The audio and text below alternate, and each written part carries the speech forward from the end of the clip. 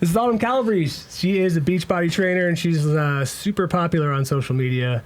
And we're really happy to have you, by the way. I was really excited. And she's a coach. I know that.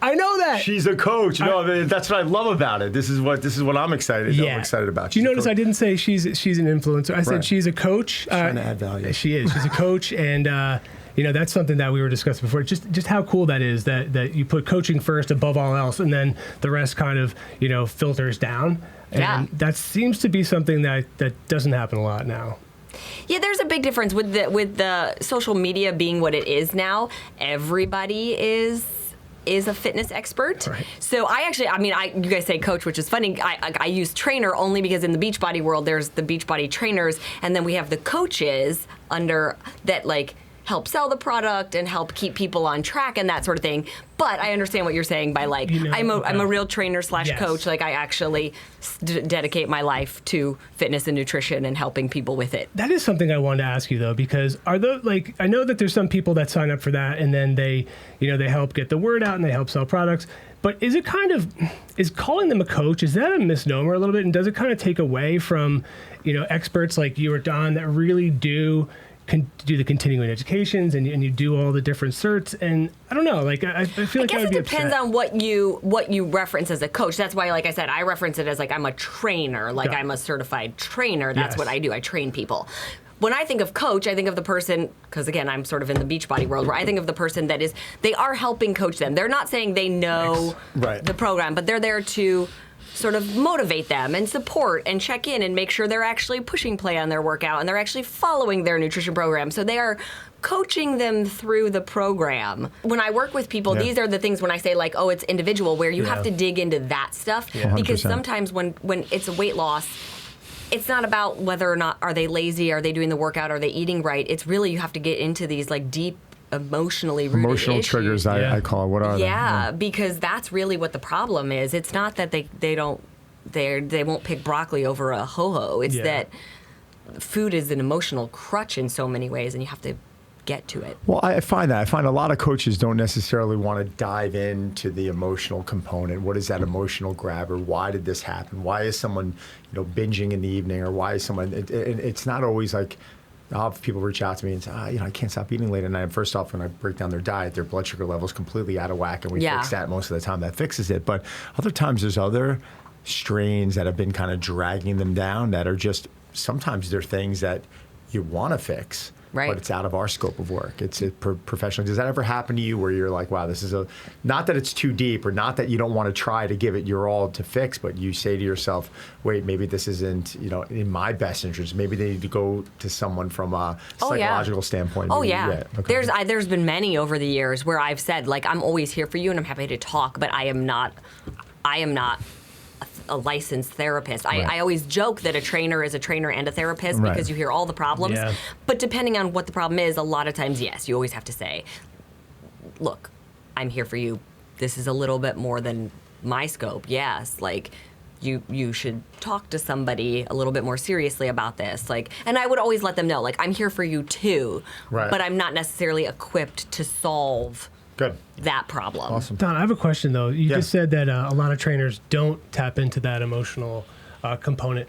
Why? Do they just not know to, or are they just not good? First off, to be really successful coaches? In this industry, I believe that you can't be focused on the dollar. You got to be focused on the individual. And for a lot of young trainers out there listening to this, I tell them, be in this business because you want to improve lives. If you end up having a career like hers, great, congratulations, make lots of money, do really well, more power to you. But in the beginning, the business plan is improve lives. Mm-hmm. And if you are really concerned with that, then the money and the success will come.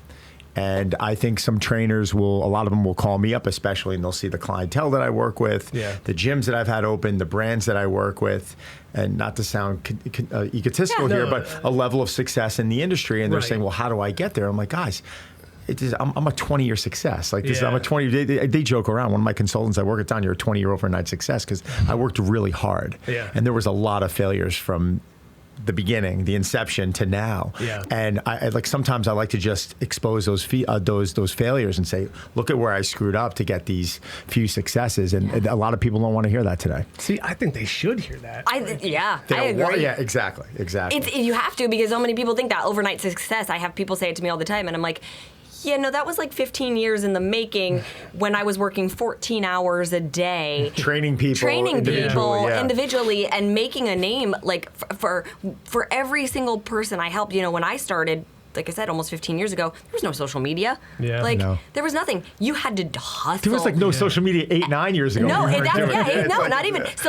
So basically, your calling card, your social media was every person you helped. You had to step in there and be your best self, treat them like they were your most favorite client and your only client in that moment, because you needed them to go tell their friend, and for their friend to be like, what are you doing? Who are you working with? Because that was really the only way you got clients, was for one person, was word of mouth. Now everybody, you know, if they've got a good body and they exercise, they put it up on Instagram and that sort of thing. And, you know, depending on the hashtags and whatever marketing you put behind it, all of a sudden they're great at what they do, and they, genetics might be on their side. I can't even imagine the frustration from like a professional standpoint, and that, like, from you guys, the way that, because again, you guys are putting in the work, you know, you're in the trenches, and then you start to find success, and then there are people that are skipping the line but don't even have the chops or the knowledge to really back it up. Yeah, but I think that's going to come out, right? I mean, I think at a certain point, even with social media, you're starting to hear about quality control.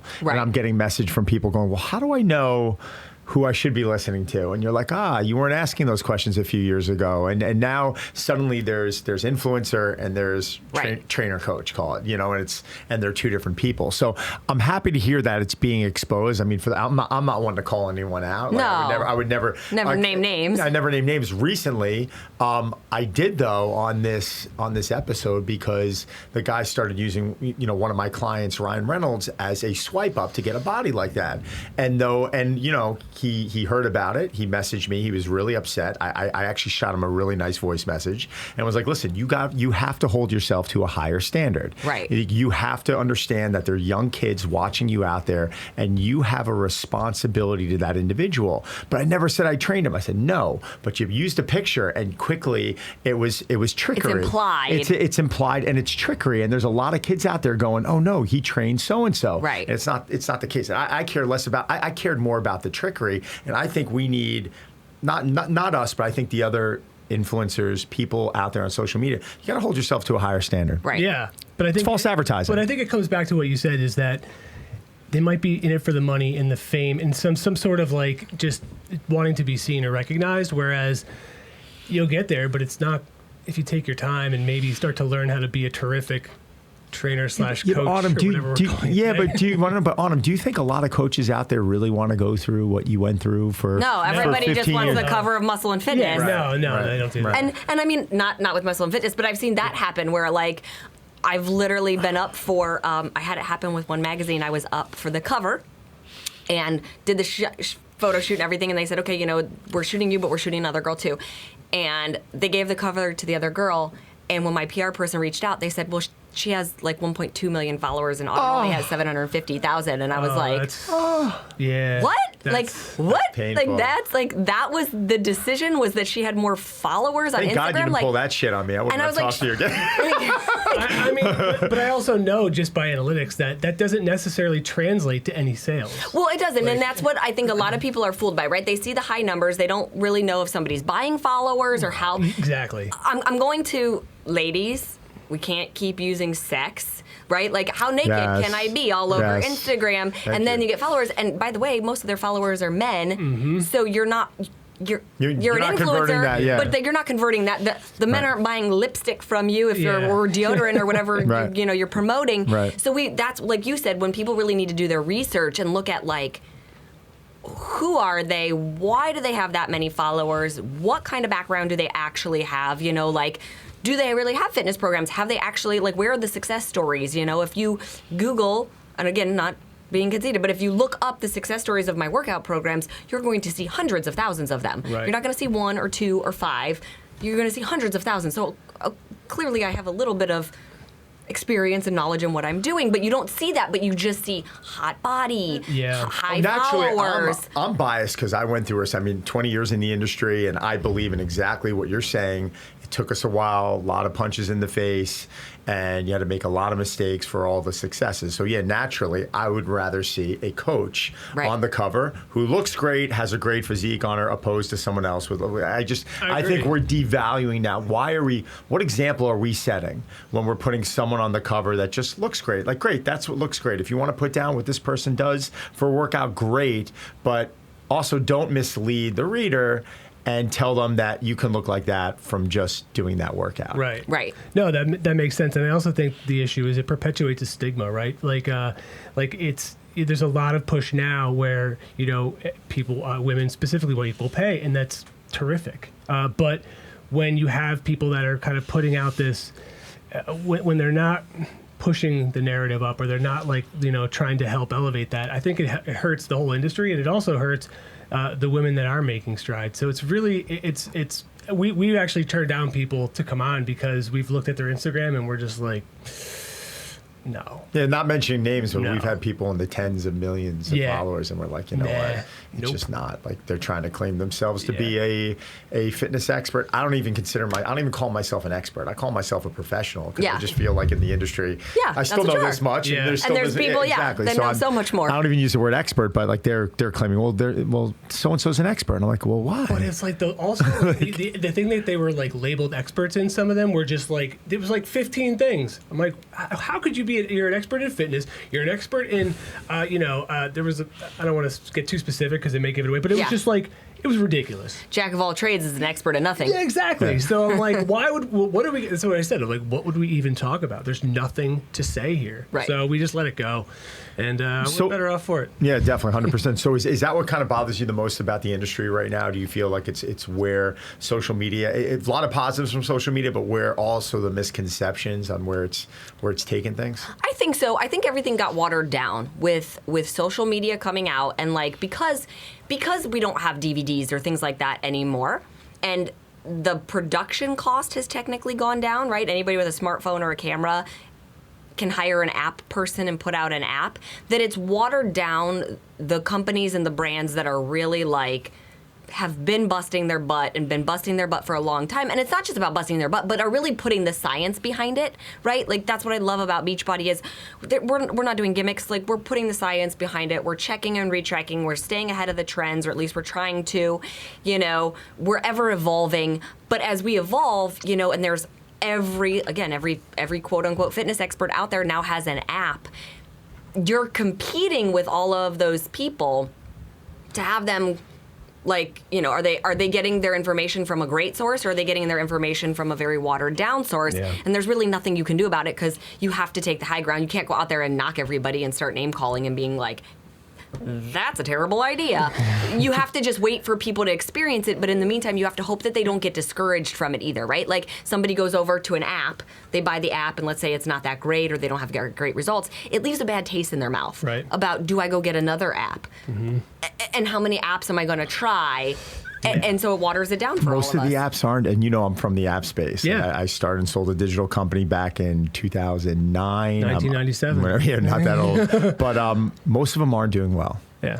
And there's a lot, not to mention app names, but a lot of them out there recruiting very famous people, cutting very big checks in hope that they're just going to get more people signing on. And I know that they're sucking one for a fact. I've seen the analytics on it. So, but it's painting that picture to the general public.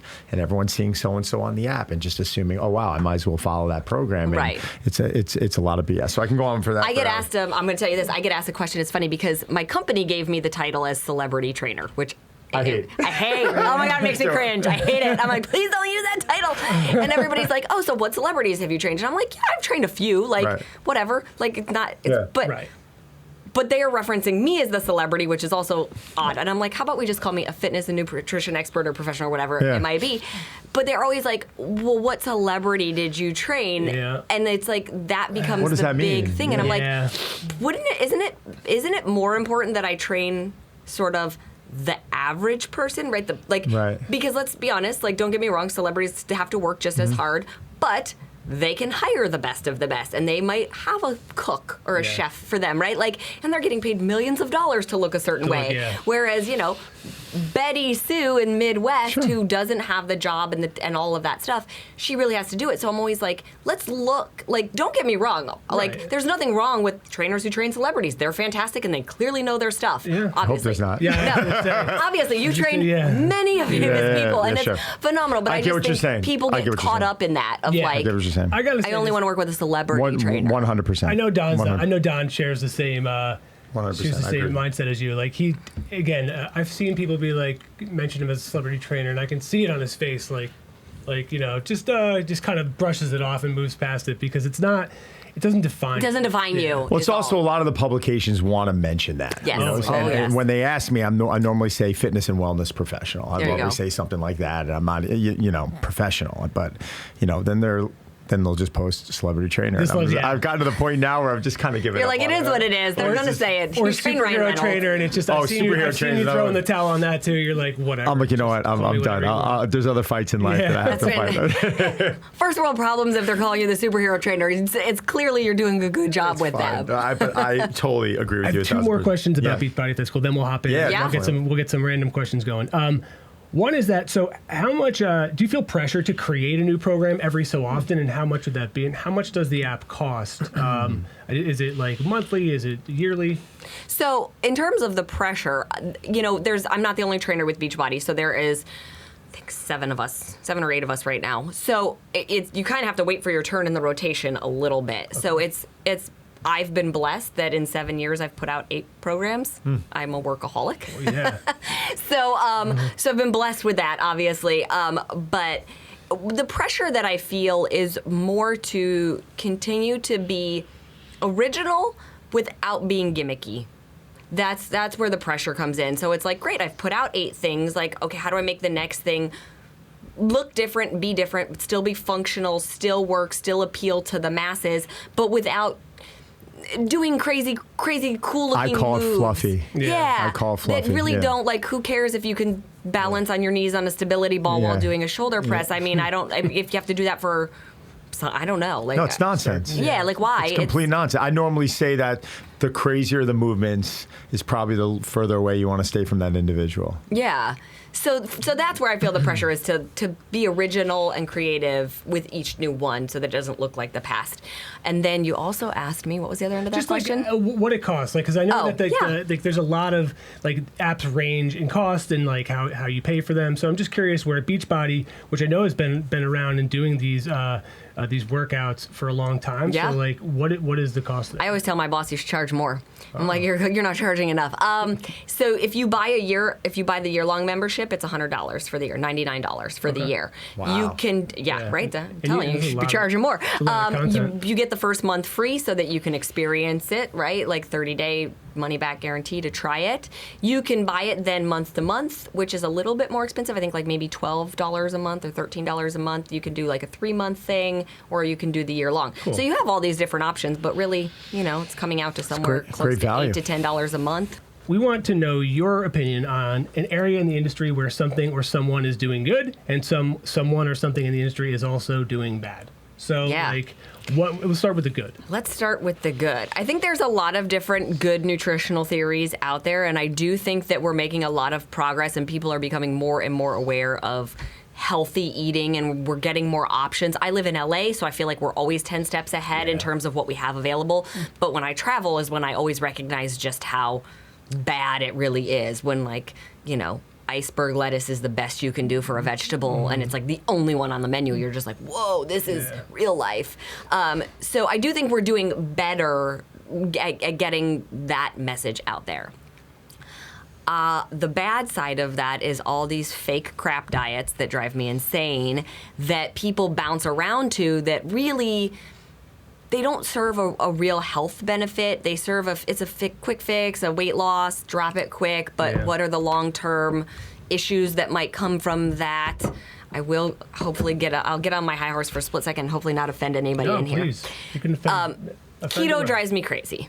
Nuts. Keto drives me crazy. Nuts. Same, Nuts. I totally get that it was created Look for at me. a Look purpose. at me. Nuts. And for people who are diabetic or who have seizures that have to eat that way, that's what it was created for, and that is fantastic. But people that are eating this way, and then you're seeing all these like snack foods that come out, and you're just like, come on, man, That's like crap. there's no like, where's the fruit? Like, well, like why are we afraid of fruit? Like, so stuff like But these that. people are also not seeing long-term success. Right. Let's not devalue what doctors are doing. I've been around a lot of smart, intelligent. Yeah, they're practitioners. human. They're Yeah. like, they're not God. They don't have all the answers. Exactly. And you can support yourself with a healthy diet when you're fighting something like that. But yes, 100%. there's a balance. Food is medicine. I totally It agree. can definitely support. You have a 21-day fix. So a 30-day challenge, is it overrated or underrated? No, I think a 30-day challenge is neither. It's not. It's great depending on what it is. But you got 21 days. But I got 30. So here- why wouldn't no? Well, I've also got 13. I've got 3. I know. I'm kidding. So what I would say is this, though. It depends on a 30-day challenge. What is it? Is a 30-day challenge to eat healthier, to include more vegetables in your diet? Is it the 30-day squat challenge that I think is kind of stupid to squat every single day for 30 days? Can you explain to me and then why it's that's- going to build your butt? Can you guys please explain why that's stupid? Because I know people even here, editors that did it, and I was like, why? Because they're like, oh, this is awesome, I'm going to do it again. But I was like, really? Okay, but why? So tell me why it's bad. Like, I'm not going to do it. I have no interest. But is it just not going to benefit you? Do you want to lead off on that? Oh, I'm happy to jump Take in. it, yeah. I think if someone wanted to turn around and improve a squat and they wanted to do a level of variability from day to day, and they wanted a 1-day goblet squat, 1-day split squat, 1-day body weight squat, front squat, Zercher squat.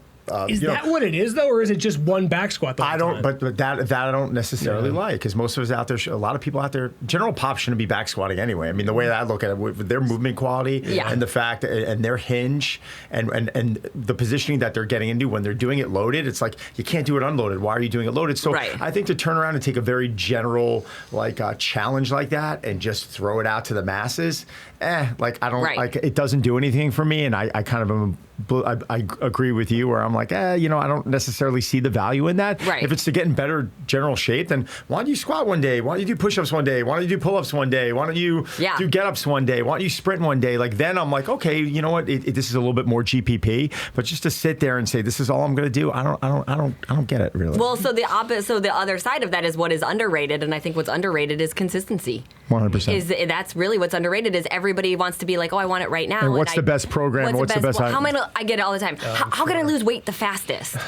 Which one of your programs should I do to lose weight the fastest? Whichever one you're going to stick with. Yeah. That's the one you should do. I want to know how many people say that actually lose weight fast and keep it off. That would be a great that would be a great test. So someone with that mindset who comes in and goes, I want to lose weight the fastest, or I want to just enjoy what I'm doing every day in the sense of eating good, nutritious, healthy foods that taste good, and I want to go enjoy my workouts, and I want to be consistent. And guess what? When I want to have a piece of chocolate cake once in a while, I'm going to do it, and I'm not going to look at it as something bad. And the next day, I'm going to go back and I'm going to eat my fruits and vegetables. Can you tell me something I don't know about training after having a baby? I know it's not really going to apply to me, but I know that my wife is really interested in this conversation, as well as the Muscle and Fitness Hers audience. Yeah, oh my gosh, there's so much. Well, first of all, ladies, after you have a baby, what you have to remember is you just grew a human inside of you. You just performed an amazing feat, so you have to give yourself credit for that. And it took 9 months to gain whatever baby weight you gained, so it's not going to fall off overnight. Like, we're really hard on ourselves. You really have to take it slow because your body has gone through so much. There's different hormones in your body. So if you're breastfeeding, relaxin, the muscle that helps loosen up the tendons and the joints so that your hips can spread so you can give birth, it's still in your body. So you have to be more careful that you don't injure yourself when you're working out, because your joints aren't as tight, as strong as they were when you're not. Everybody says, oh, breastfeed, you're going to lose weight, but that's not always the case. It's kind of a 50-50 split. Like, some women drop weight really fast when they breastfeed, and other women will hold on to weight because they're breastfeeding and their body needs the fat. So we can't compare ourselves to everybody. We can't just look at the celebrities in the magazine and go, well, they look fantastic in 4 months, so I have to look fantastic in 4 months.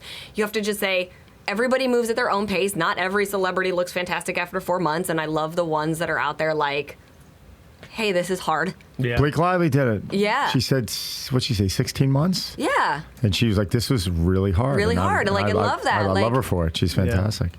So I think that's a big thing is being patient and then easing back into it. Like you have to just ease. You really have to spend the time, focus on that little baby, and just do little things like putting the baby in the stroller and going for a walk because this, I'm sure you know, the sleeplessness is like nothing you've ever experienced before. It's really, you got to start with self-care and eating. Those are like the two big things. First is like get the sleep and fuel your body so you can take care of the baby. And the workouts will come. And mine are 12 and 11 now, so I'm in a good spot. Yeah, me too. My son's about to be 11, so I'm past it, but I've been there. What's his name? Dominic. Dominic, awesome. Yes. Okay. So I'm 11 months, so there's still you're in the thick of it. There's still some things happening, but it's still awesome. But that's good to know because now I have some ammunition when she's like, I'm not losing weight fast. I'm like, well, Autumn says you should be taking your time. You just slow and steady wins the race. It'll get there. Cool. Yeah. Last spin. Here we go. All right, here we go. Let's make it a good one. What we got, Don? Fill in the blank. Okay. Oh, no. No. Never should I ever blank in the gym. I worked in the gym for so long. Or you could say, or we could do kitchen, since I know you have. So, like, something that basically people should never, ever be doing, be it an exercise, be it the way that they're acting, or something that something of that nature. Like it doesn't. We can be broad with these. Well, oh man, God, there's so many for the gym. Okay, for the gym, never ever you should. Well, like it's hard to describe because they're exercises, right? That it's like impossible. But like like I said, these balancing ones, like kneeling on a ball, trying to do a press. I used to watch this one guy flip a Bosu upside down, so he was standing on the unstable part of it, and then try to back squat, like. What's the word? What's the word? I gave it to you earlier. Fluffy. Fluffy, yes. So never should you do fluffy exercises in the gym. That's not fluffy. Or stupid exercises in the gym. What benefit does that person think that they're getting? They're showing off. Yeah. They're really just they're like, look how cool I am. Look what I can do. But there's so much more risk to any like possible gain you might make from it. Man. And never ever should you ever keep a junk food in your house if you know you can't resist it. Okay, that was what I was going to ask. Don, do you have anything that... Never should you ever not clean up your weights at the gym. Also. As a gym owner, it just pisses me off. Oh, I could... Dude, how could it not? Clean your stuff up. It's so easy. It takes 10 seconds. Clean your weights up. It's respectful to the other members. Yes. You're not walking around the gym trying to find the other 25-pound weight. Like, where is it? Yeah, I just would ask people not to spit gum in the water fountain. Oh, please don't do that. That's disgusting. I haven't seen that one. I'm like, man, he's not at your gym. Yeah, just like that is horrible. So that's one thing. It's like, just please stop it. Find a trash can. So to wrap it up, Autumn, can you tell people where they can find you and what your social media handles are and like that would be a good start. Everything's really simple. It's all my name. All of it is Autumn Calabrese. So Instagram at Autumn Calabrese, Facebook. My website is autumncalabrese.com. You can find me on all of the places and on Beachbody On Demand for any of my workouts and my nutrition program. So Autumn Calabrese, trainer/coach. Yes. Mm-hmm. Okay. A pleasure to have on. Thank you so much. Really, really appreciate it. And I think this was episode number 1233. Oh, I thought it was 847. We'll figure that out. We don't know. But guys, you can find Zach at Zraz. Yes. And the jet lag Zach. Yeah, and you can find Don at Don Saladino. And Autumn, thank you again. My pleasure. This was really cool. And so fun. You're awesome. Thanks, guys. Come on again sometime. Yeah, absolutely.